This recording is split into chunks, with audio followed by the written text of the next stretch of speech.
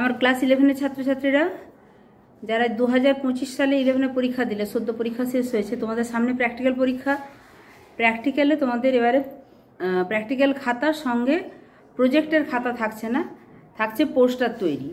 আমরা আজকে পোস্টার জিনিসটা কি, তার তৈরির উদ্দেশ্য, পোস্টারের বৈশিষ্ট্য, তার সুবিধা অসুবিধা, পোস্টার তৈরিতে কি কি উপকরণ লাগে এবং সমস্ত ব্যাপারটা নিয়ে আলোচনা করব। পরের ক্লাসে একটা পোস্টার নিয়ে আলোচনা করব, যেটা তোমরা বিষয়বস্তুটা পরীক্ষার খাতাতে বা পোস্টার তৈরি যেটা প্রজেক্টের খাতাতে লিখতে, সেরকম পোস্টারের খাতাতে লেখা হবে।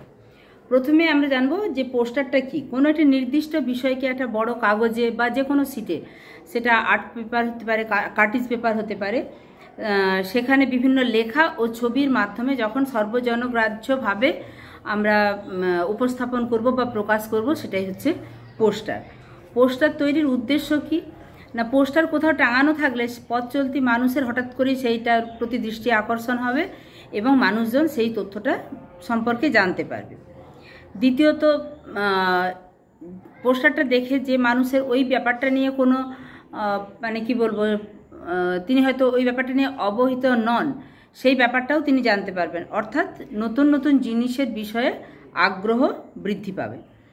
পরে পোস্টার তৈরির যে অন্য উদ্দেশ্য, সেটা হচ্ছে বিভিন্ন রকমের ঝড় ঝঞ্ঝা দুর্যোগ, যেগুলো আমরা পূর্বাভাস আগেই পেয়ে থাকি।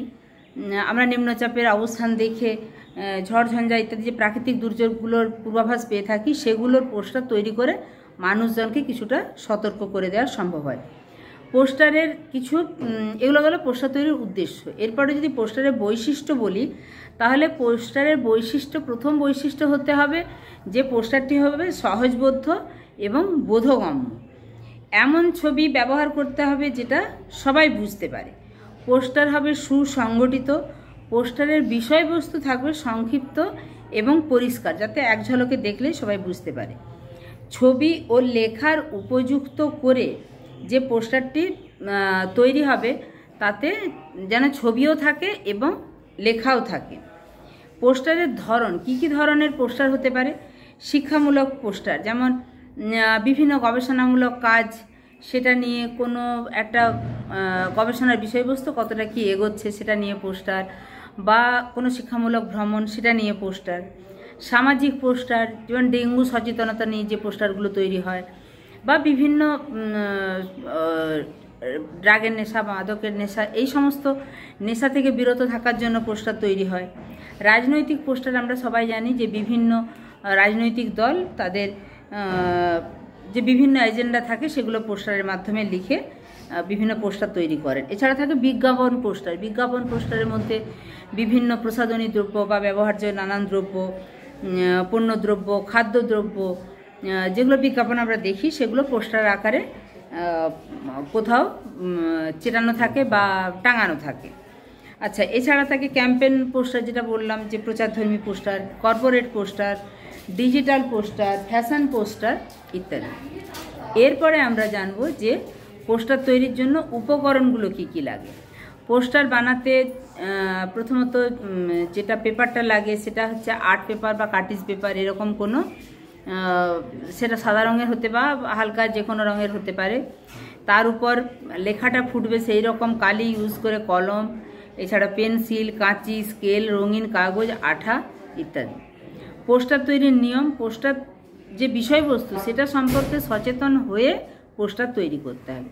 পোস্টারটি কোন আয়তনের কাগজে হবে সেটা সম্পর্কে স্পষ্ট একটা ধারণা থাকতে হবে। মানে আমি হয়তো কোনো ডেঙ্গু সচেতনতা যেটা বা স্বাস্থ্য সংক্রান্ত সচেতনতা, তার পোস্টার বিশাল রকম বড় করে কিছু হবে না। আবার যেটা খাদ্যদ্রব্য, তার বিভিন্ন রকমের গুণাবলী, তার মধ্যে কত কি প্রোটিন, ক্যালোরি ইত্যাদি ইত্যাদি, তার মধ্যে কি কি উপাদানগুলো থাকছে, সেগুলো মিলিয়ে সেটা হয়তো একটু বড় হতে পারে।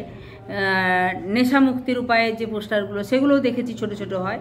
তো এইটা হচ্ছে ব্যাপার, যে পোস্টারের সাইজ কীরকম হবে সেটা সম্পর্কে একটা ধারণা থাকতে হবে। অল্প কথা এবং সুন্দর হাতের লেখায় পোস্টার বানাতে হবে। পোস্টারে কিন্তু ভুলভাল তথ্য বা যেগুলো ডেটা ভিত্তিক জিনিস, সেগুলো যেন ঠিকঠাক থাকে। পোস্টারের মাপ, পোস্টার ছোট মাপের যেগুলো হয় 11 ইঞ্চি থেকে 16 ইঞ্চি, বা এটা একদম অ্যাকুরেট মাপ আছে 11.7 গুণিত 16.5 ইঞ্চি। এই মাপের হচ্ছে A3 মাপের পোস্টার। A2 মাপের পোস্টার কোনটা না, এটা হচ্ছে মাঝারি মাপ 16.5 থেকে 23.4 ইঞ্চি মাপের। এরপরে বৃহৎ মাপের পোস্টার 23.39 থেকে 33.11 ইঞ্চি মাপের পোস্টার। এছাড়া চলচ্চিত্র বিভিন্ন সিনেমার বিজ্ঞাপন থাকে যে পোস্টারগুলোতে, সেটা অনেক বড় হয় 27x40 ইঞ্চি। তবে আমাদের যে ল্যান্ডস্কেপ বা ভূমিরূপ বা পোর্ট্রেট যে বা বর্তমান সিলেবাস অনুযায়ী আমরা যে পোস্টারগুলো শিখব সেটার মাপ হবে A1 কাগজের, অর্থাৎ 11.7 গুণিত 16.5 ইঞ্চি মাপের। পোস্টার তৈরির সুবিধা, পোস্টার এমন একটি মাধ্যম যার মাধ্যমে দ্রুত মানুষ যে কোনো বিষয়কে জানতে পারে এবং সেটির উপর প্রভাব ফেলতে পারে। পোস্টার তৈরি করলে অনেক সময় বাঁচে এবং খরচ কম হয়। মানে অন্যান্যভাবে মানুষের কাছে পৌঁছানোর চাইতে পোস্টার তৈরিতে অনেকটা সহজেই করা যায় এবং খরচটা অনেক কম হয়। পোস্টার তৈরির মাধ্যমে মানুষের সৃজনশীলতা বৃদ্ধি পায়, মানে একটা নতুন কিছু সৃষ্টি বা তৈরি, তাদের সৃজনশীলতা বৃদ্ধি পায়। পোস্টারের মাধ্যমে একটি বিষয়কে মানুষ বিভিন্ন দিক থেকে ভাবার সুযোগ পায়। পোস্টারের অসুবিধা কি, আমরা সুবিধার দিকগুলোই দেখলাম, অসুবিধাও কি কিছু কিছু আছে। পোস্টারের লেখা বা ওর মধ্যে যে বিষয়বস্তু সেটা অনেকটা সংক্ষিপ্ত হয়। পোস্টার নির্মাণের জন্য প্রাপ্ত বস্তু সবসময় সব জায়গায় পাওয়া যায় না। আমি ছট করে বাইরে আছি, কোথাও বন্যা দুর্গত এলাকার একটা পোস্টার তৈরি করে মানুষের ত্রাণ সাহায্য চাইব, তো আমি বাইরে আছি, আমার পক্ষে বাইরে থেকে ওই সমস্ত জিনিসগুলো বা যে এলাকা বন্যা দুর্গত সেই এলাকার মানুষদের হাতের সামনে হয়তো জিনিসগুলো নেই, মানে যেখানে বন্যায় ভেসে গেছে সব কিছু, তো সেখানে এটাই বলতে চাইছি যে সব জায়গায় সব সময় সবগুলো উপকরণ পাওয়া যায় না। পোস্টারের মাধ্যমে প্রাপ্ত তথ্যকে মানুষ খুব কম সময়ে মনে রাখে, যখন দেখলো বেশি দিন সেটার প্রভাব থাকে না, তারপরে ভুলে যাওয়ার সম্ভাবনা থাকে। পোস্টারের নির্ধারিত সময়সীমা শেষ হয়ে গেলেও সেগুলি সংশোধন করা হয়নি এবং মানে সাধারণত সংশোধন করা হয় না এবং টাঙানো হয়ে থেকে যায়, সেটাও উচিত নয়। বর্তমানে যে একাদশ শ্রেণীর যে পাঠ্যসূচি, তাতে পশ্চিমবঙ্গে ঘটা বিভিন্ন প্রাকৃতিক দুর্যোগগুলোর মধ্যে একটা দুর্যোগ বা বিপর্যয় সম্পর্কে তোমাদের পোস্টার তৈরি করতে হবে। সেই ক্লাসটা নিয়ে আমি পরের ভিডিওতে আসছি।